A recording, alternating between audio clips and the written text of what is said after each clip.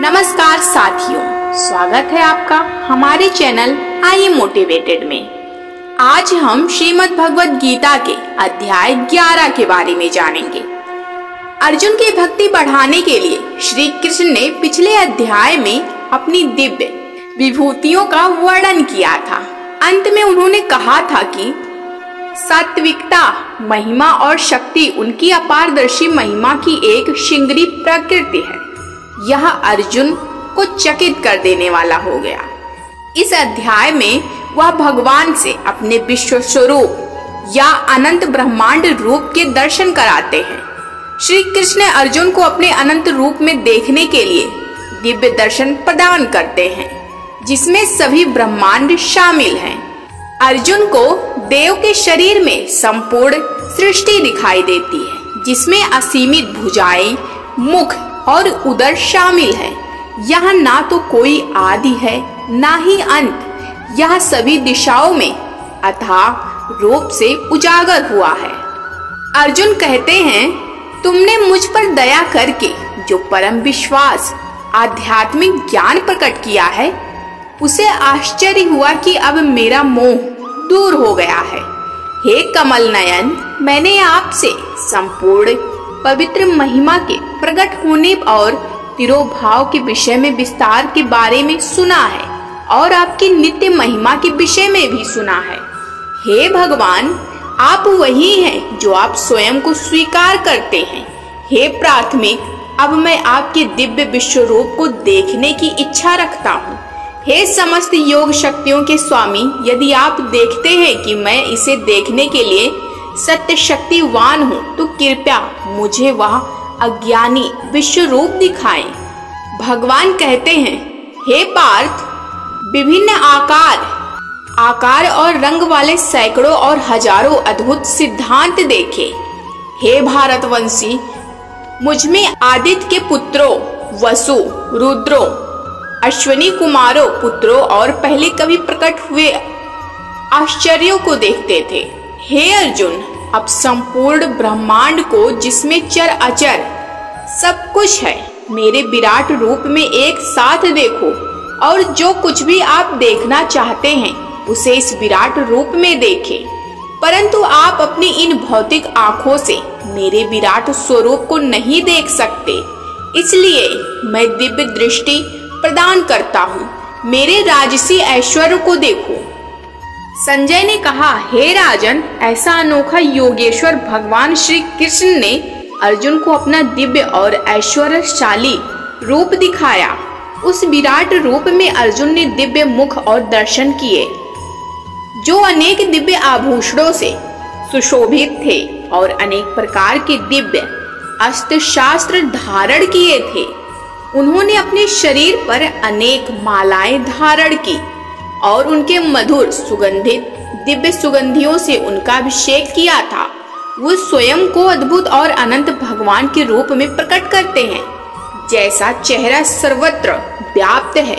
यदि आकाश में एक साथ हजारों सूर्य चमके तो भी वे उस महान रूप की महिमा से मेल नहीं खाते।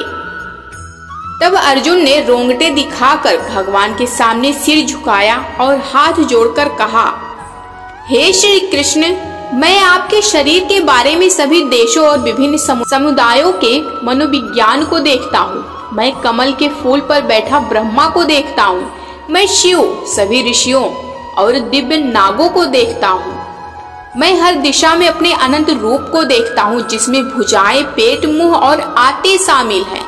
हे ब्रह्मांड के स्वामी, स्वरूप स्वयं ब्रह्मांड है। मैं आपके लिए कोई आदि मध्य या अंत नहीं देखता।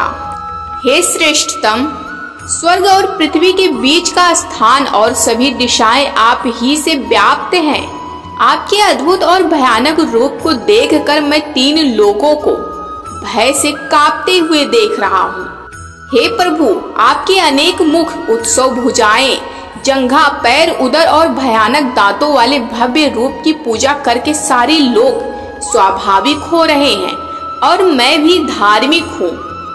हे भगवान विष्णु, आकाश को छूते हुए अनेक रंगों से चमकते हुए खुले हुए मुखों और विशाल ज्वलंत उत्सव वाले आपके स्वरूप को देखकर मेरा हृदय भय से कांप रहा है। मैंने सारा साहस और मन की शांति खो दी है। मैं देख रहा हूँ कि धृतराष्ट्र के सभी पुत्र, उनके सहयोगी राजा भीष्म, द्रोणाचार्य, कर्ण और हमारे पक्ष के सेनापति आपके भयंकर मोह में घुसे हुए हैं। मैं देख रहा हूँ कि कुछ के सिर आपके भयंकर दांतों के बीच कुचले जा रहे हैं। जैसे नदियों की अनेक लहरें समुद्र में वेग से प्रवेश करती हैं, वैसे ही ये सभी महारथी आपके शिखर मुखों में प्रविष्ट हो रहे हैं। जैसे पतंग भस्म के लिए अग्नि में तीव्र गति से प्रवेश किया जाता है, वैसे ही ये सभी सेनाएं तीव्र गति से आपके मुंह में प्रविष्ट हो रही हैं। मुझे बताओ कि तुम कौन हो, इतने भयंकर रूप वाले। हे देवों के देव, मैं आगे सिर झुकाता हूँ। कृपया मुझे अपनी कृपा बताओ। तुम जो सारी रचना से पहले अनुभव में थे, मैं जानना चाहता हूँ कि तुम कौन हो, क्योंकि मैं स्वभाव और कार्य को समझ नहीं पाया हूँ। भगवान कहते हैं, मैं महाकाल हूँ, विनाश का स्रोत जो दुनिया का नाश करने के लिए आता है। विभिन्न भागीदारी के बिना विरोधी सेना में शामिल योद्धाओं की नियुक्ति समाप्त हो जाएगी। इसलिए उठो, सम्मान प्राप्त करो, अपने शत्रुओं पर विजय प्राप्त करो और समृद्ध शासन का आनंद लो। ये योद्धा पहले से ही मेरे द्वारा मारे गए थे और तुम केवल मेरे कार्य का एक साधन बनोगे। हे कुशल धनुर्धर, द्रोणाचार्य, भीष्म, जयद्रथ, कर्ण और अन्य वीर योद्धाओं को सबसे पहले मैंने मारा है, इसलिए तुम्हें डेट किया। उनका वध करो, बस युद्ध करो और युद्ध में अपने शत्रुओं पर विजय प्राप्त करो। अर्जुन ने कहा, हे इंद्रियों के स्वामी, ये ही है कि सारा जगत आपकी स्टडी करके आनंदित हो और आप पर मोहित हो। राक्षसगण आपसे सभी दिशाओं में भाग लेते हैं और सिद्ध महात्माओं के समूह में आपको धन्यवाद देते हैं। हे महान, आप आदि सृष्टिकर्ता ब्रह्म से भी महान हैं, तो आपको नमन क्यों नहीं। हे कोट, हे देवताओं के स्वामी, हे ब्रह्मांड के आश्रय, आप प्रकट और अभिव्यक्त दोनों से परे अज्ञानी सत्य हैं। हे अनंत शक्ति स्वामी, आपको आगे पीछे से बल्कि सभी दिशाओं से मेरा नमस्कार। आप अनंत वीरता और शक्ति के स्वामी हैं और हर चीज में व्याप्त हैं, इसलिए आप ही सब कुछ हैं। आपका यह विराट रूप देखकर, जो मैंने पहले कभी नहीं देखा था, मुझे बहुत खुशी हो रही है। फिर भी मेरा मन डर से कांप रहा है। हे देवों के देव, हे ब्रह्मांड के धाम, कृपया मुझ पर दया करें और मुझे अपना मन भावन रूप फिर से दिखाएं। भगवान कहते हैं, हे अर्जुन, तूने अपनी योग माया से अपने तजोमय अनंत और आदि विश्व रूप का दर्शन कराया। इससे पहले किसी ने भी इसे नहीं देखा था। हे कुरुश्रेष्ठ, जो देखा है उसने ना तो वेदों के अध्ययन से, ना यज्ञ अनुष्ठान दान से, ना ही घर तपस्या से किसी मनुष्य ने देखा है। मेरे इस भयंकर रूप को देखकर ना तो डरो और ना ही मोहग्रस्त हो। भय से मुक्त हो जाओ और प्रसन्न मन से मुझे पुनः प्राप्त करो, मेरे वास्तविक रूप में देखो। अर्जुन कहते हैं, हे श्री कृष्ण, आपके सौम्य मानव रूप को देखकर मेरा धैर्य वापस आ गया और मेरा मन सामान्य हो गया है। भगवान ने कहा, मेरा यह रूप जो तुम देख रहे हो, उसे देखना बहुत कठिन है।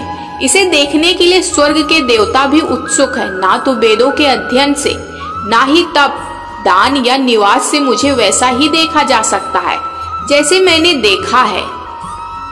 हे अर्जुन, केवल अनन्य भक्ति से ही मैं सामने खड़ा हो सकता हूँ। हे शत्रुओं को दग्ध करने वाले, मेरा दिव्य दर्शन पवित्र ही मानो मेरे साथ एकता में प्रवेश करता है। जो लोग मेरे लिए अपने सभी कर्तव्य निभाते हैं, जो मुझ पर सहयोगी हैं और मेरे प्रति समर्पित हैं, जो आस्तिक से मुक्त हैं और सभी मोक्ष के प्रति द्वेष से साधन हैं, वे निश्चित रूप से मेरे पास आते हैं। साथियों, श्रीमद् भगवद गीता का अध्याय 11 यही समाप्त होता है। मिलते हैं फिर कल अगले अध्याय के साथ। अगर आपने हमारा चैनल सब्सक्राइब नहीं किया है तो कृपया हमारे चैनल को सब्सक्राइब कर लीजिएगा। धन्यवाद।